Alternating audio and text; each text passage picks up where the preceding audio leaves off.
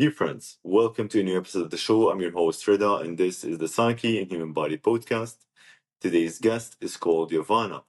Jovana is a flight attendant and she's also an author of two books. Jovana today will be discussing several topics, out of which how resilience and staying true to oneself is the key in overcoming bullying and societal pressures. In addition, she will be talking about the journey of writing and what does the journey of writing involves when it comes to self-discovery and growth as a human being. I hope you enjoyed today's episode. I'll see you in future episodes. To support the show, please follow us on YouTube, Spotify, and Instagram. For any questions, for any comments, please leave them on whatever directory you're watching or listening to the podcast, and I'll do my best to answer all of them. Thank you so much, and I'll see you in the future. Bye bye. Heard. Yeah. And I suffered.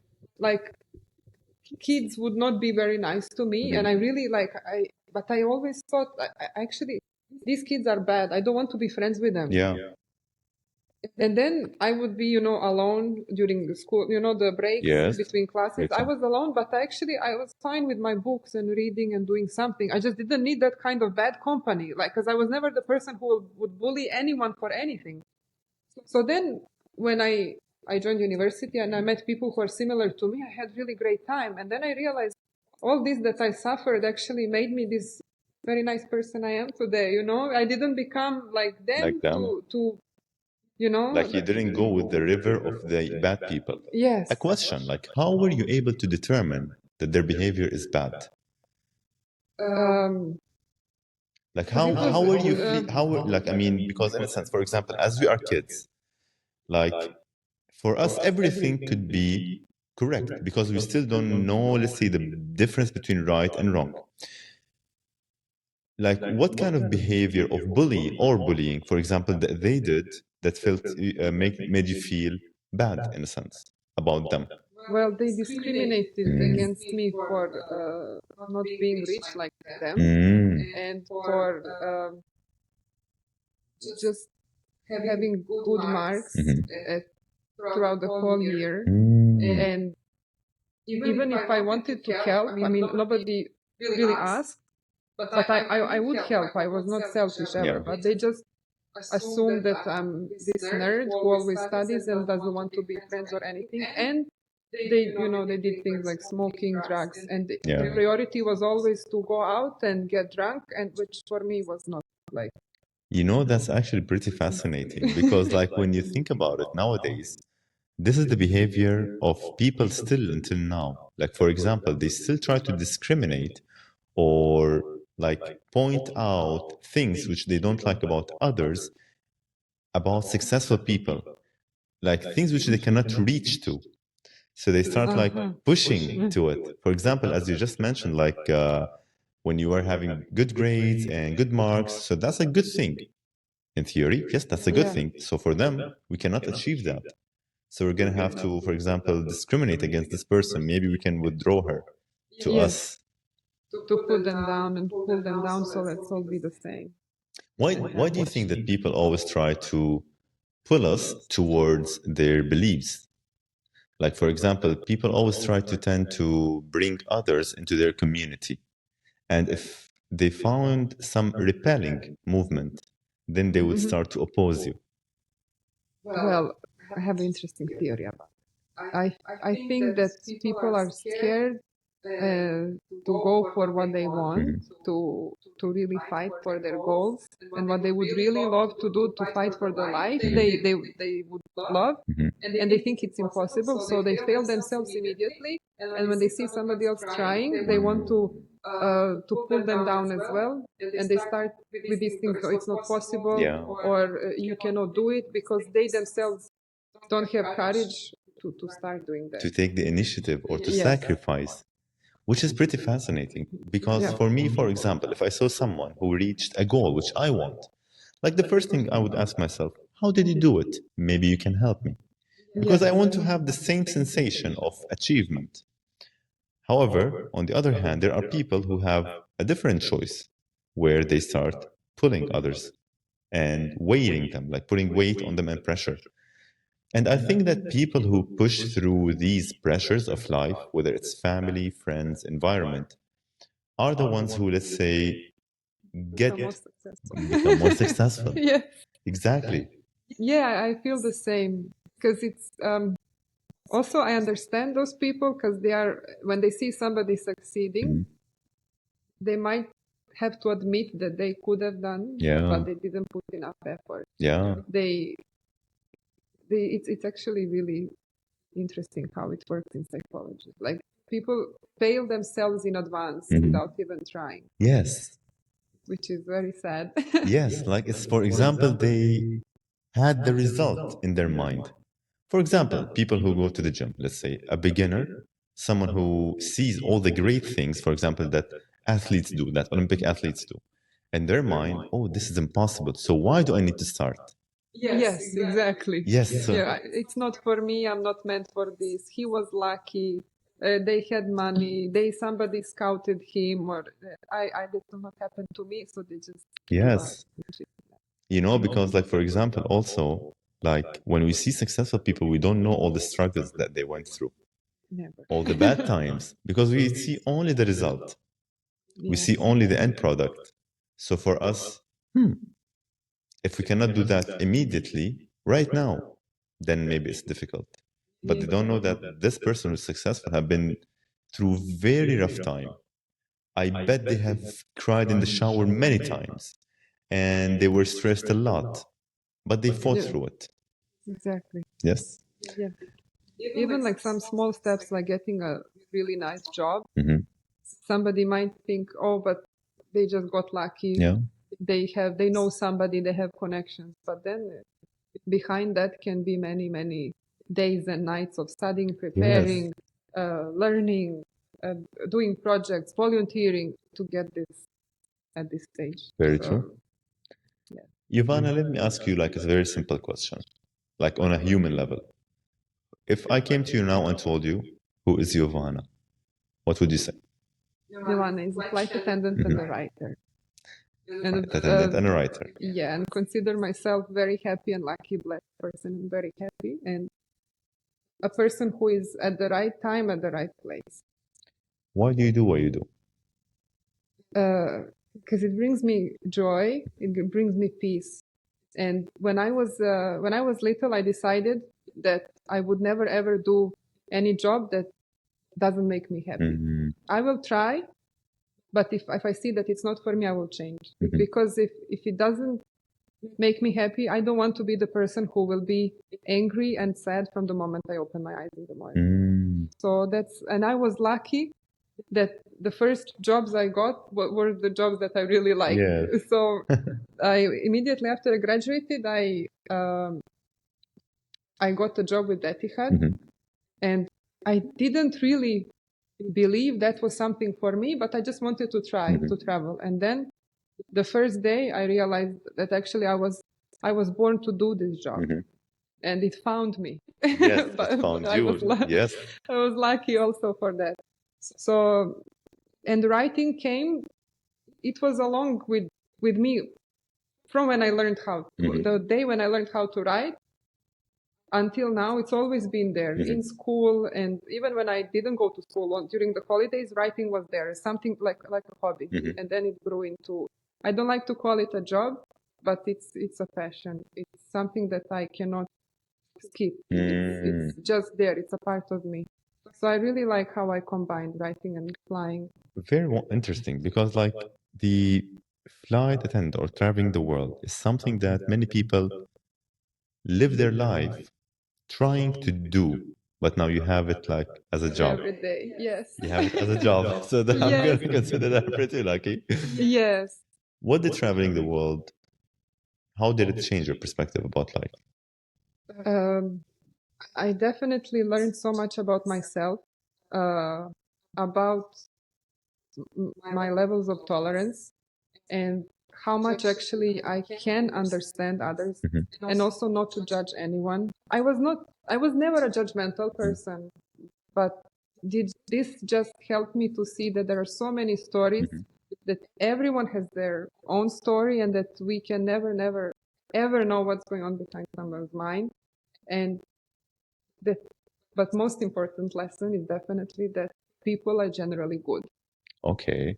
And because my family is a refugee family. So when I was little, they would always teach me that everyone is bad. Everyone is there to hurt me. Whoever tries anything to help me, there is some hidden Agenda. Yes, there is some bad intention or something that I should not accept help from any strangers, nothing, which I understand. But then when I moved here, I was without my family and it was me and the world. So I had to make friends, to talk to strangers, especially when traveling alone, which is it's very common in my job. When I go somewhere, just maybe not everyone is in the mood to go out to see the same thing, so I would go by myself. And I needed those strangers to help me, to guide me. And when I started flying, the internet was not just everywhere. Yes. Like now we have Wi-Fi everywhere, all the roaming data. It's so easy. But back then you had to rely on strangers. And I realized that people are generally 99% of people are good. And it brings so much joy to me just to know that. And I know that many bad things are happening, but it's only because of this 1% of bad people. Generally, people are good. Very interesting perspective, because I, on the other hand, on the opposite side. Because, because like when you said, like people generally are good. And it's something that I hope.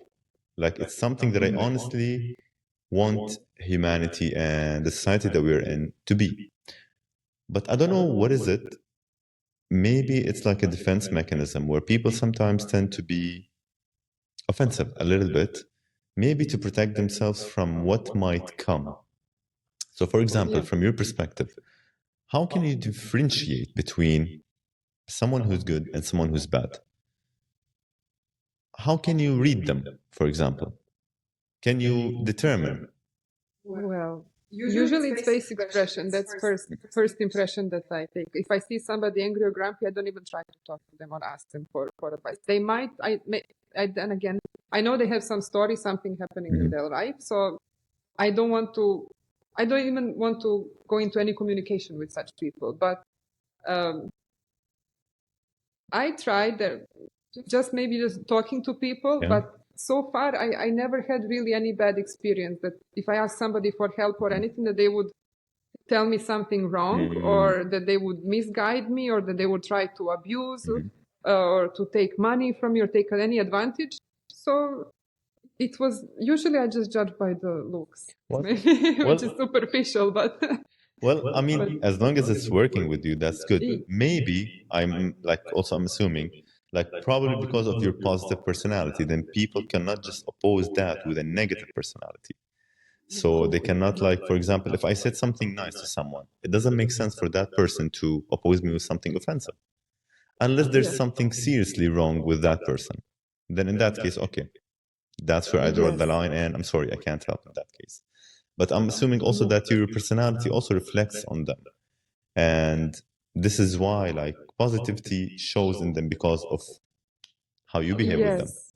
I mean, some of my friends told me that it's because I'm a woman. So when I travel and when they see a woman traveling alone, um, people tend to help. They offer help by themselves. I don't even have to ask. So it's and as you said, I'm a positive person, so I guess it shows. So I haven't had really bad people trying to just rob me, kidnap me, or any of such things. But of course, I take care. I take precautions. I know what I wear depending on where I go. I don't flash my all my jewelry when I go somewhere. So it's just like regular things that we should know before going to any new country. We should do some research and then be prepared, and then like their cultural, for example, norms and habits and so. Yes, exactly. So, but I think it's the personality and also the fact that I'm a woman. So everyone tries to help. Wonderful. Like, I mean, that's a very like hopeful thing for me to like look for, because I believe that there's good in us. I believe that there's good in humanity. There's like we are more good than bad. But I always try to justify that maybe this person is bad or negative because of something that they are going through. Maybe because they are pressured, maybe they are going through something on this day. Maybe if I call them on a different day, they might be better. So I'm not going to judge them on only this interaction. Maybe on a different day, they might be better. So from flight attendant traveling the world, how did you get to writing? So that's it's been a very long and interesting journey, very developmental. Mhm. So my first stories were in school, you know, the essays we used to get. Yes. So I started then, and then I started writing my own stories in my free time. But the problem was I always wanted to publish, but of course everyone said, you cannot. You are nobody. Nobody knows you. We don't have any connections anywhere. Who would publish anything by you? Yes. Why you? So I always kept all my notebooks with me and I would reread them. Yeah. And the biggest problem was that since when I started writing, I was maybe 8 years old. Mm. Every next year when what I would read looked terrible. Oh. Because those are crucial years. When you are in school, your vocabulary develops every day. And especially I read everything I could read. I read books that were 5 or 6 years ahead of my age. So my vocabulary was good and it was growing rapidly. I started reading in English also. And so my language was good and it was just getting better every year. And so whatever I wrote, if I read it next year or even next 6 months, it just looked very bad. And it kept going until I was 26. So then, and I'm very happy, I tried to publish the book I publish now. I tried to publish long time ago and they rejected me, the publishers. I was very upset at that time. But then when I started reading that again, I said, this is really bad. This can be so much better. This is not ready. This is not what I intended this to be. Okay. So then the crucial part actually was when I somehow stabilized my life here. Because, you know, in the Middle East here, we have friends coming and going. True. Some of us, we want to stay a bit longer.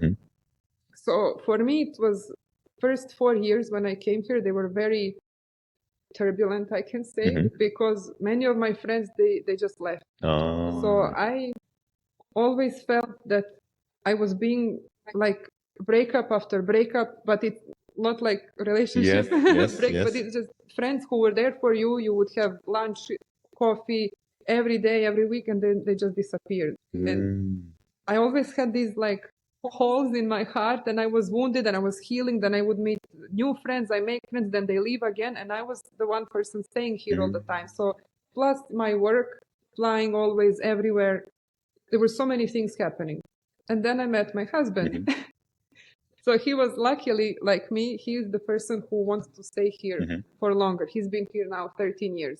So when we met, very soon he gave me that stability that I needed. He was that one constant thing in my life and I was for him. So no matter what happened outside, we were there for each other. So then I felt now I'm in this nice crib. Yes, nice cocoon where I can grow. Yes, exactly. So then I started writing again, really committedly.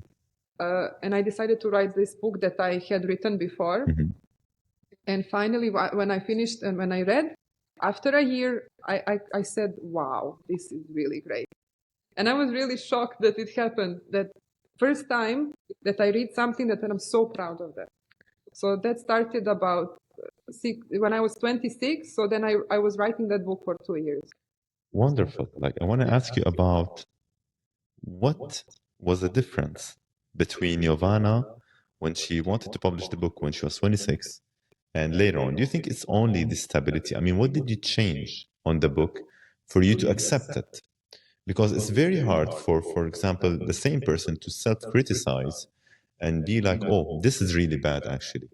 I can make it better. So what did you change? How did you shift? How did life let you change it and make a better book, in a sense? So definitely it's the knowledge we have on the internet now. So back then, even my internet connection at home was not the greatest one. So watching YouTube for hours doing research was not really possible. But then now I realized when I was sat down to write my book when I was 26, there was there were entire university courses Mhm. available online for free, Uh-huh. which I tell everyone that you can learn anything online now. You don't have to pay. Actually, I didn't know that. You're going to tell me about that later on. All right. No, whatever you want to learn, you can Google. There are apps that can help you speak a language. It's just great how everything advanced so much. So back then, whatever research I wanted to do about psychology, about development, about influence of parents' behavior towards kids, how it can shape the kids for later, it was just books and tons of books. And then I would have to read 600-page book and not find what I need. But then nowadays everything is available so easily on the internet. So it really made my process of learning and research much faster and easier. How you mentioned something about the role of family on developing us. What do you think is their role? It's great role. It's about 80% of our, I feel about 80% of our development, but it can be productive and destructive. That is about those 20% which is in us. So again, my family was family of refugees. They wanted us to stick together, no matter what, until the end of life. Yeah. Everyone together in the same house. And for me, that was scary. And I always had this need to go, to travel, to see. When I was 7 years old, I would open this book of maps and I would just imagine where I would go. But they always wanted me to stay nearby, to find a husband when I'm 21, straight from university, to find a job in the same town, bring the husband to live with me in the house. All of us, imagine 15 people together. So I really opposed that. And they were pulling me towards them. And I didn't want. And I managed to run away, let's say. I came to Abu Dhabi, so I have now the life that I really want for myself, and they are proud. But if I maybe wasn't strong enough, I would have done what they wanted me to do, and I would never achieve what I wanted. So it can be, and I know people who did those things. I have colleagues who gave up to the pressure of the family. Yes. And they did not achieve what they really wanted from their lives. So that's, I'm sorry for them. But that's the family role. I mean, they will always support us, but we need to show them that it's worth. So now my family are extremely proud of me, but at that time it was hard for me to fight. But now it's fine. What do you think is the difference between you and your friends, like those who gave up to the pressure of the family? Like, what do you think was in you? Is it like maybe the passion to explore, or is it like the passion to, what is it in you, for example, that let you break off that cycle of staying in a family? Because what you are saying is something like around the world. I don't know what is it about families, is that they always want people to stick together. Their members of the family to stick together. Not only in your country, but also here in many other countries. And also I come from Syria, my friends from Jordan, Lebanon, etc. They all have the same culture, let's say. And they just, I don't know why. It's like a default mode for families is that I don't want you to travel, just stay with us. Yes. I don't know what is it. I don't know. It like comes with our manual as being humans. Yes, I think kind of East. I don't know. I'm from the Balkan regions, so I think us and East, it's like this. Western parents, they tell their kids, go, exactly. 18 out of the house, go find a job. But for us, it's as you said. I think I'm extremely stubborn, and that's actually it brought me many great things. Some bad things, but many great things. Just being so stubborn. And my parents would tell me when I was also very little, I was very stubborn from a very young age. And I was obedient child. I was really nice child, but if I really wanted something, I would find a way sooner or later. So it's I cannot just give up. Yeah. Which is a great feature of a person, I think. It can be a very good thing, like to get to where you want in life, but as you mentioned, it can also be a bad thing. Like, have you been stubborn about things which you found out later, oh, maybe I shouldn't have been very stubborn? Have you had that experience in your life before? Well, honestly, no. Mhm. But there were times when I wanted to do sports, and I tried, and then I realized it was not for me. Like volleyball, I played volleyball Yes. for a year, and then I really wanted, and I talked to my parents for weeks Yeah. to let me try. And then I tried, and then I realized it's too violent. And you know, volleyball, it's not too violent, Yes. but for me, even that was too much. And Mhm. I realized that I'm not for these competitions. Mhm. I'm not for these group sports. This is not. So maybe I was stubborn, but I could have used maybe that time and Mhm. money to go study languages I see. I instead. see. Yeah. I mean, I did that also, but after volleyball. But now I think maybe I could have started earlier. But I mean, it was not a big mistake. Like you Something that I had to really go, you regret. had to go through it to know, for example, what you really wanted, or to like, let's say, eliminate something from like, okay, the to-do list. Okay, I tried this. Maybe it's not for me. Let me try something else. Maybe, in a Yes, sense, yeah. But I was stubborn to try, and then until I tried, I was not. it's not for me. Yeah.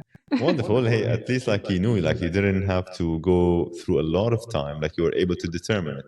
Because a lot of people, for example, have things in their mind. For example, I want to try a certain sport or a certain job or whatever. And they have that in their mind all their life. And the minute they try it, they figure out, oh, I don't like that. So like they have been living within this illusion all this time. They have been wasting a lot of time dreaming about something, which when they tried, they figured out, oh, I don't really like it. Yeah, they can be lost. Let me ask you about the writing. For example, if I now, Reda, decided that hey, I want to start writing, what advices can you, as Jovana now, from the other side of being a publisher, can you give someone who wants to start? So, two things: read a lot, anything. It can be books about writing. It can be fiction, non-fiction, in any language, preferably in the language in which you want to write. Mhm. Because when you read, unconsciously you get ideas, you absorb new words, and you get um, some ideas about the sequence of events, the words you will choose, the flow of the sentences, the paragraphs. It really helps. Mhm. And you might feel, okay, I spent 6 months just reading things, but it will really affect your experience and knowledge as a writer. And the second thing is write also as much as you can. Uh-huh. And write and rewrite. You can have drafts. If you don't like something, just delete. And you can rewrite same thing over and over again until you are happy. And don't buy into those courses online about writing. Why? Because I've seen recently many writers, many schools trying to sell creative writing courses. I tried one. I tried many actually, but one I really affected me. I was really upset after that because most of those courses, they tend to give you like a formula for a book, Okay. which is it's not how it works. It's not the case. Yeah, exactly. No, because they want to teach you how to build character, how to start a story, how to get to The plot. yes, how to entangle everything, how to disentangle, how to end, and it's too sterile. It's not natural. I mean, maybe there are people who tried and it worked for them, but then it's also about your ideas and your talent. If you want to start your story from the middle, then you can. Why not? It's freedom. That's what writing is about. Yeah. Also, we don't need formula to write good books. Then, I mean, all the books would be the same. True, very There is true. beauty in this, in because everyone is individual. One same story. If I write and you write about it, it can be completely different. Very true. Like a different perspective, different way of expression. Yes. Because as you mentioned, like for example, if everyone follows the same formula, then we're gonna have just like copies of the same story, in a sense, Yes. or of the same book, in a sense. So I think that, as you mentioned, that like the part of creativity is allowing the writer to express and tangle and re-entangle and develop the characters the way they want. Tell me about your books. What's your first book? So it's a romance novel. I also can classify it as a sports romance. So on the outside, it's a very easy and lightweight book, mostly for girls because it's romance. However, underneath this nice, flashy story about love, relationships, friendships, there is a deeper psychology, and that's all my research that I have done over the years. So most of my stories are like that. So far, I published 2 books, but they are sequels. So it's about the same person. Oh, okay. And I have 3 stories online. So they're individual. So all of these stories, they are romantic, and they have some difficult life story. Maybe it's not obvious when you just first read it, but then when you finish, you realize that actually it was a good life lesson. So, for example, in one story I wrote about domestic violence. Okay. So, and I had goosebumps when some women wrote to me, because it's on this website where you can, it's called Wattpad. So people can read and comment and give you votes. So your story is rated on this website. Maybe somebody else who likes similar topics, they also can, the story will pop up to them so they can, in their feed. So girls would write to me that they realized, one of them, she realized that her boyfriend had potential to become violent, like this character. So she decided to leave that. Yes.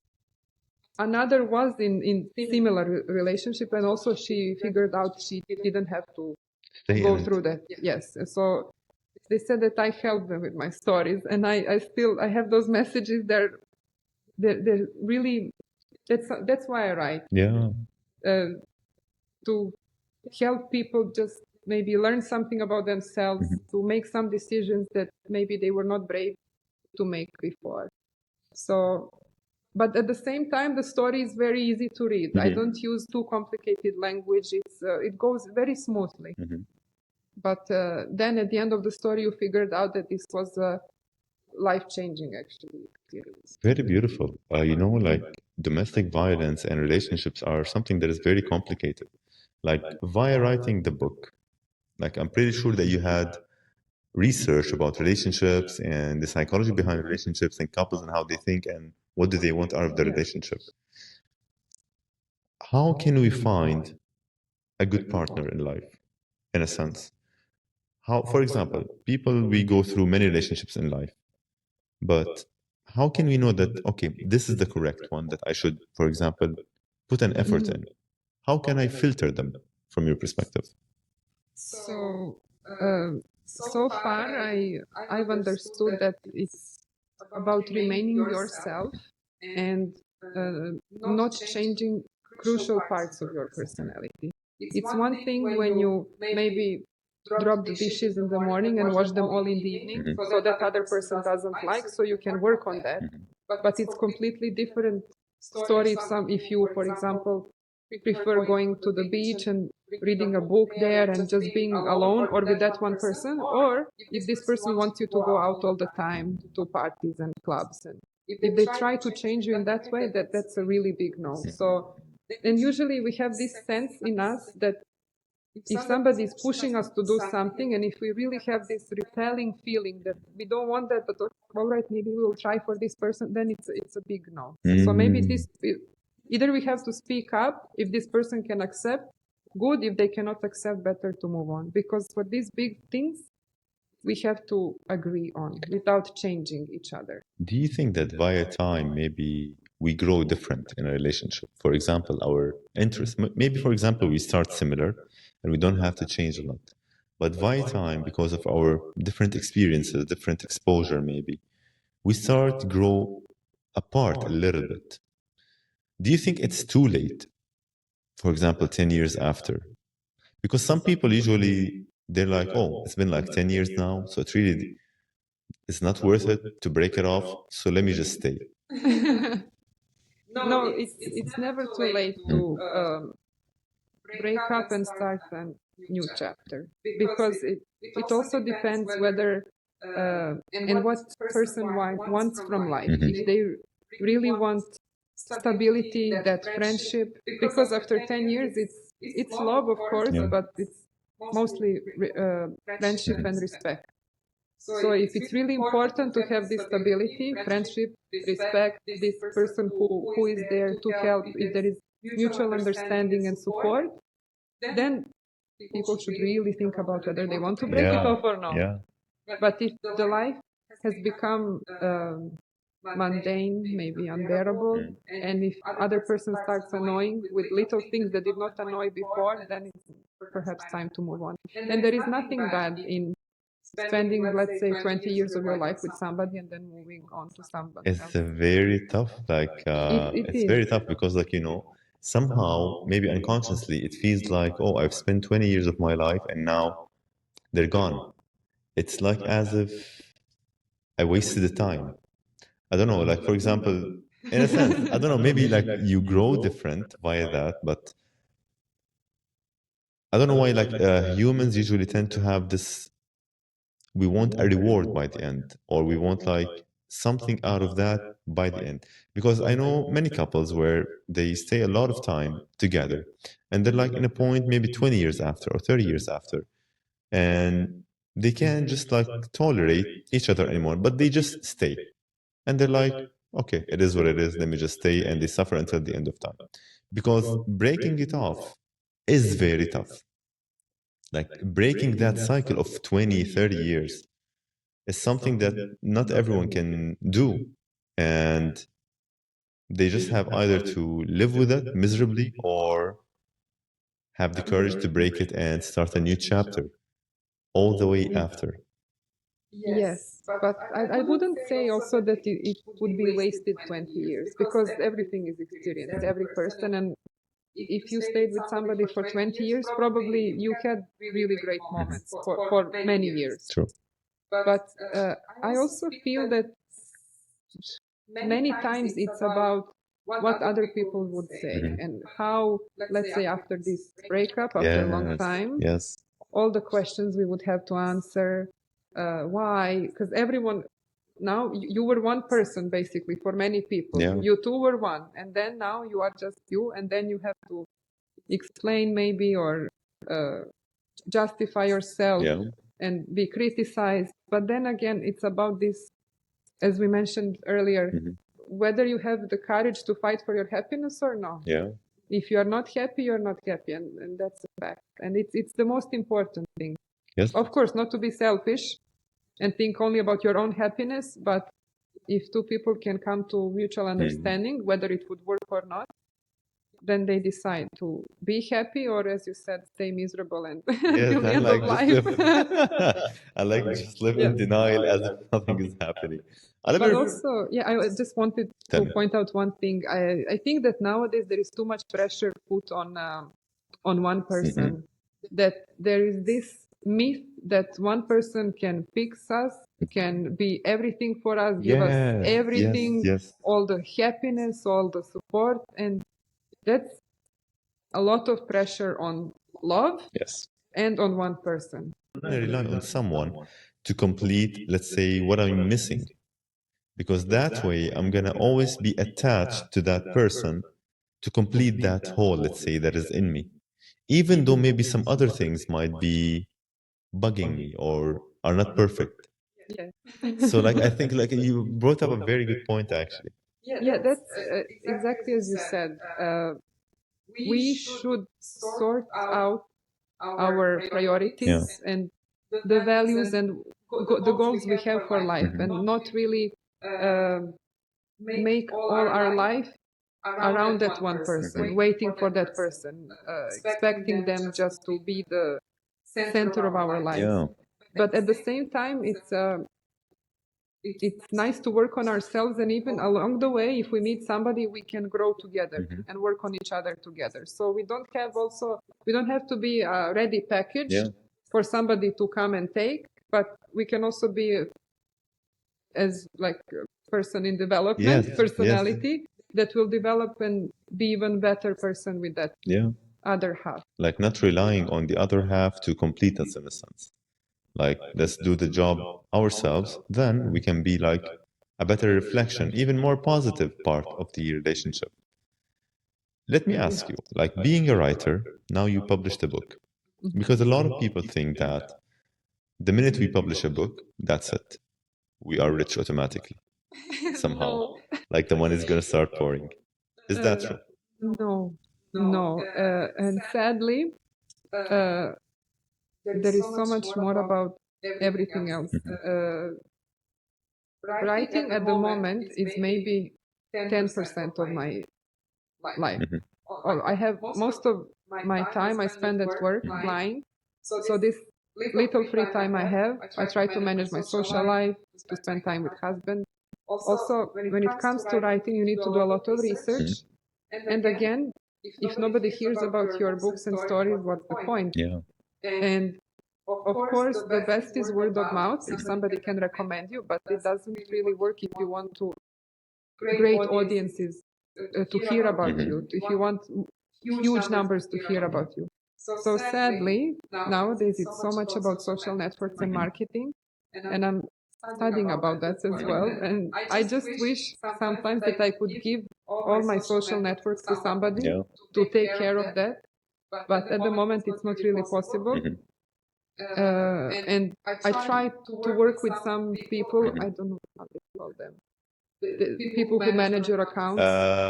Accounts manager for the social media managers and Yes. so. Yeah. But they wanted my input. And they said, Mm. I cannot do this without you. I need you to work with me to give me snippets of your book, Yeah. excerpts, to read something. And I'm not a person for social media so much, but I'm working on that. I'm trying to do it by myself. So because marketing is everything. If you have excellent product and nobody knows about Yes, it, it's it like as if. doesn't make any sense. There is no point. So Arnold Schwarzenegger, he said, Yeah. you need to sell yourself. Yeah. So I'm trying now. It's very Like tough. It's very learning tough, about actually. marketing, and yes, it is. And nowadays people become famous on TikTok and Instagram for silly things. Yes. It doesn't have to be even something useful or smart. It's just maybe funny videos or unwrapping a box of gifts or something, and it gets lots of popularity. So it's hard to fight the algorithms on all those apps and everything. But um, I'm fighting it. I'm working on that. Why do you think is that? Like, why is it that things that are silly and don't make sense are what most of the people now are looking for? It's mind-boggling. Yes. Because if we as humans want to develop, ideally we should look for knowledge, for how to improve, and how to better strengthen our brains.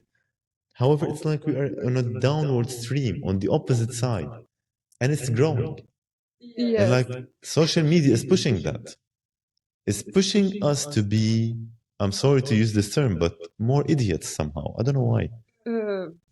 Yes, but I don't really know the core Yeah. reason, but I feel like when I sometimes see people whenever I travel, usually I'm the only one reading, Yeah. and everyone is scrolling. But scrolling, they don't even finish watching, and I think it's this instant pleasure of seeing something stupid, somebody embarrassed, something funny, something interesting for 1 second. So it's just this instant satisfaction. Dopamine rush.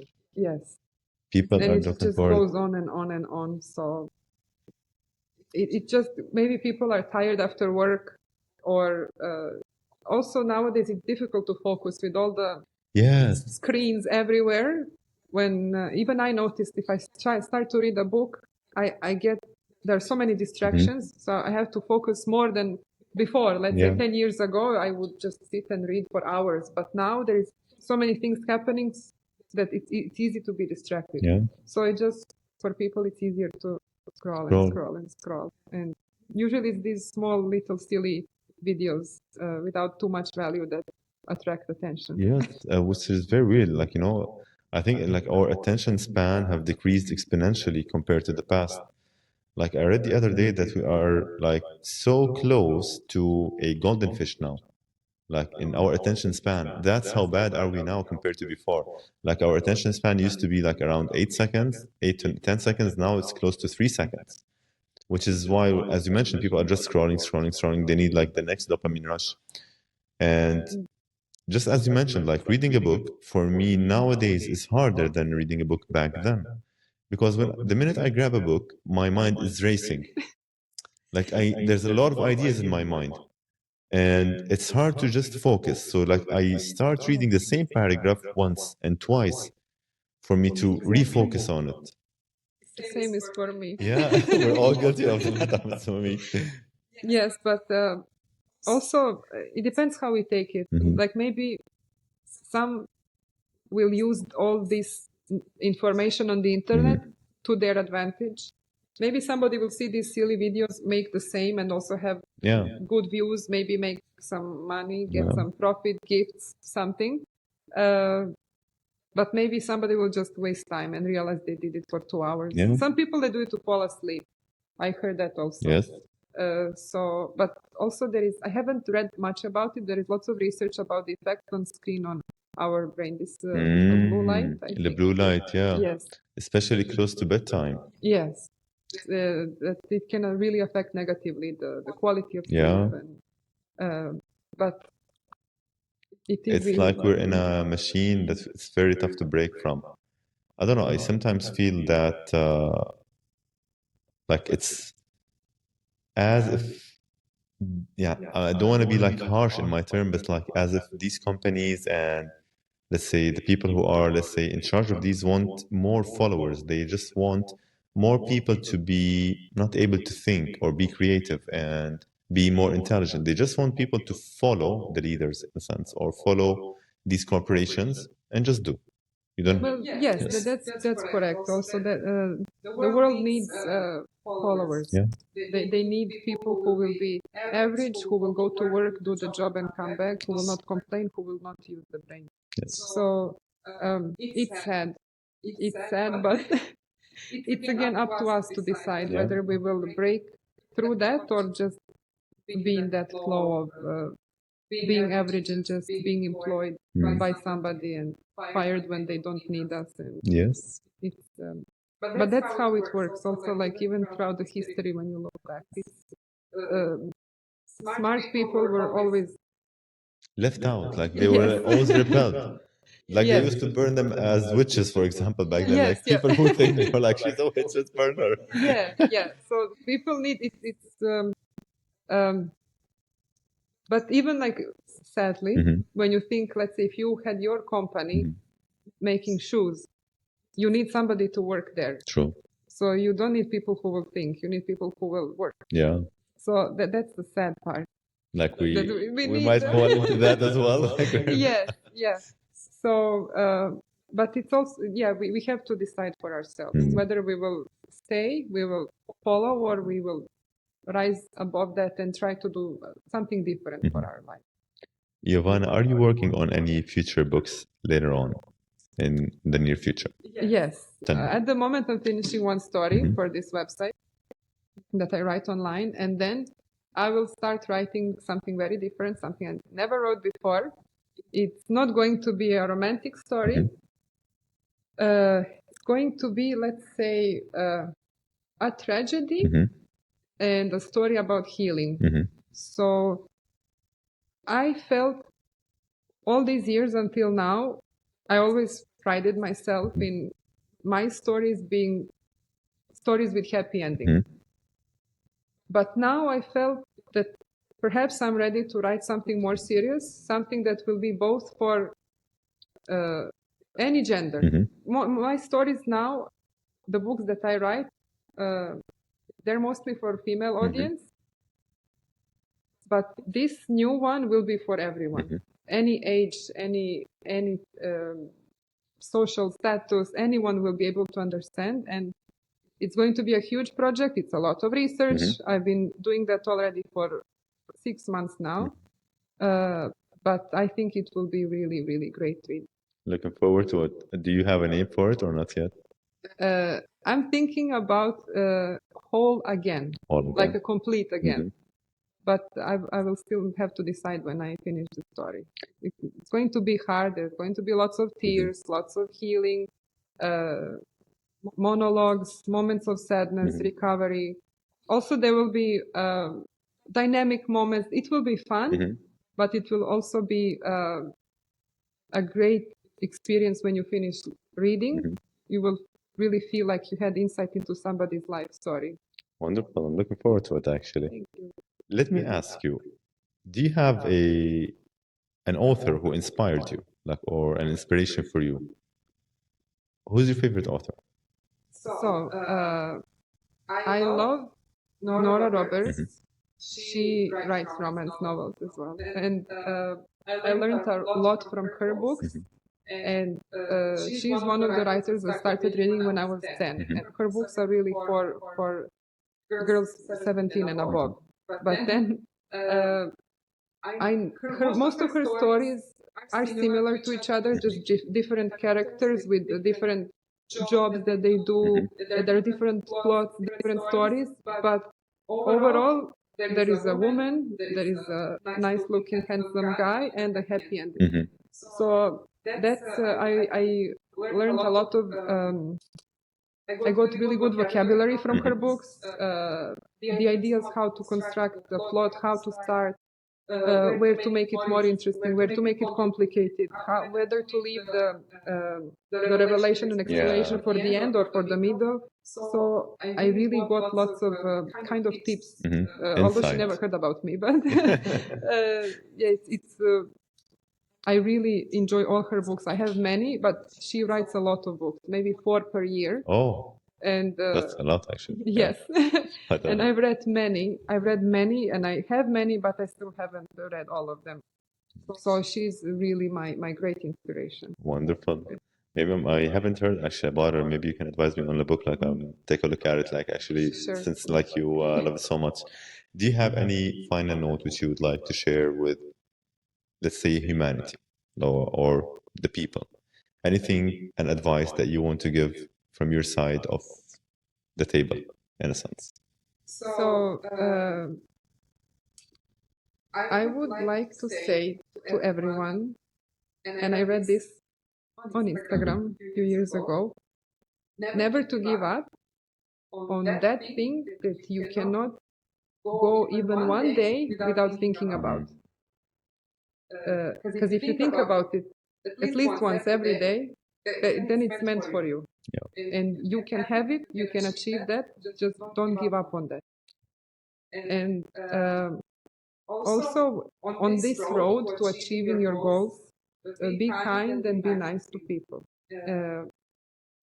Because, again, in my personal experience, being nice to people, to anyone, never brought me anything bad in return. So even if I had some situations, they were learning experience. It was never so horribly bad, anything that I would call a regret. Yeah.